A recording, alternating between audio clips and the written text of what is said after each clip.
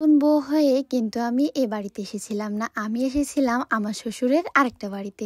Hello বন্ধুরা, আসসালামু আলাইকুম। সবার কি অবস্থা? আশা করি সবাই ভালো আছেন। আলহামদুলিল্লাহ আমরাও কিন্তু ভালো আছি।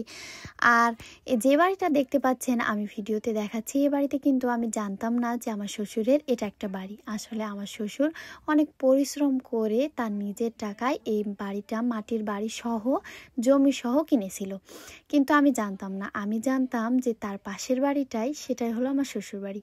আর এদিকে দেখতে পাচ্ছেন আমার বাড়িটা ভেঙে চুরে শেষ। আর আমার এই বাড়িতে থাকা হলো না, আমার সেই শ্বশুরের আগের বাড়িতেই যেতে হচ্ছে। রাস্তা মাঝখানে তার পাশে দুইটা বাড়ি, এই বাড়ি একটা আর এই তো দেখতে পাচ্ছেন পাশে এ বাড়ি একটা, দুইটাই কিন্তু মাটির বাড়ি, ভাঙাচোরা বাড়ি। কিন্তু আমি কিন্তু নিজে পছন্দ করে এই বাড়িতেই চলে এসেছিলাম। আর নিজে পায়ে আসিনি অবশ্য, সবাই মিলে মিশে আমাকে নতুন বউ করে বাড়িতে নিয়ে আসছিল। আর আমি সবার প্রথমে কিন্তু এসে আমি এই ঘরে থাকতাম, মানে প্রথমে ছিলাম না, বিয়ে হয়ে এসেই প্রথমে এ ঘরে থাকতাম। আর এখানে আমার ননদ এখন থাকে, মানে একটা ঘর ছিল শুধু এ বাড়িতে। আর আমি জানতাম যে একটাই বাড়ি তাদের, কিন্তু জানতাম না যে তার পাশের বাড়িটা আমার শ্বশুর কিনে রেখেছে। তো অবশ্য ভালো হয়েছে, একটা ঘরে যদি হতো তাহলে অনেক বেশি কষ্ট হতো। আর বিয়ের পর কিন্তু আপনাদের ভাইয়া এই আয়নাটা কিনেছিল। আমার ঘরে কিন্তু একটা চৌকি ছাড়া কোনো কিছু ছিল না, একটা খাটও না, শুধু একটা চৌকি ছিল। তারপরে আস্তে আস্তে সব হয়েছে। আসলে সময় খুব তাড়াতাড়ি পরিবর্তন হয়ে যায়, সময়ের সাথে সাথে সব কিছু হয়ে যায়।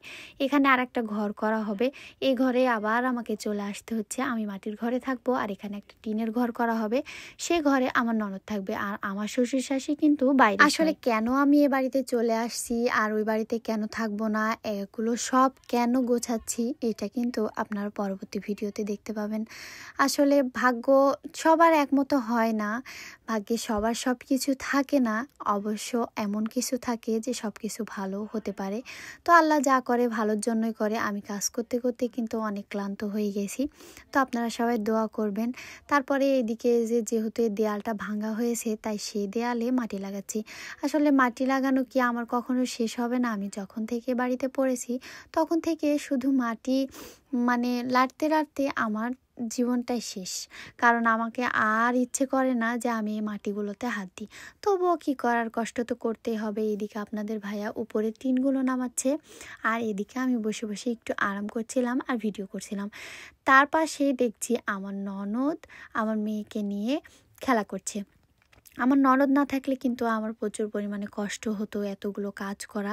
এদিকে দেখতে পাচ্ছেন আমার মেয়ে হাঁটাহাঁটি করছে, আর সে তাকে হাঁটিয়ে নিয়ে বেড়াচ্ছে। এদিকে আমার চেহারাটা দেখেন অবস্থা, কী অবস্থা হয়ে গেছে। এদিকে আবার আপনাদের ভাইয়া ভেতর থেকে দেখছি যে টিন বের করছে। তো আমার অগোছালো বাড়ি ঘর আবার সব ভেঙে চুরে শেষ। ঠিক সামনেবারও এরকম, মানে আমার মেয়ে যখন পেটে ছিল তখনও কিন্তু এগুলো সব ভাঙাচোরা করতে হয়েছে।